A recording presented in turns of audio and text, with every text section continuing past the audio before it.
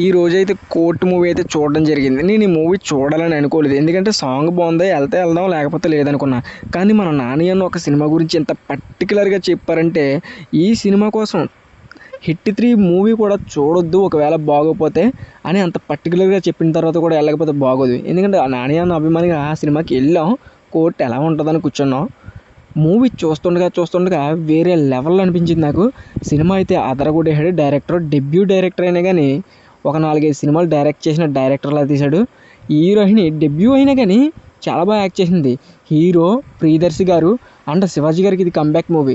ఇది comeback movie, మామూలు comeback ఇవ్వలేదు. శివాజీ గారు వేరే లెవెల్ ఎరగదీస్తారు. సాయి కుమార్ గారితో సీన్ ఉంటుందన్న, ఆ సీన్ అయితే ఎమోషనల్ మామూలుగా ఉండదు. ఈ సినిమా ఓన్లీ కాన్సెప్ట్ ఏంటంటే, ఒక మిడిల్ క్లాస్ అబ్బాయిని ఉన్నవాడు కూతురు ప్రేమిస్తే ఎలా టార్చర్ పెడతారో, ఎలాంటి కేసుల్లో ఇరికించేస్తారు అన్నదే.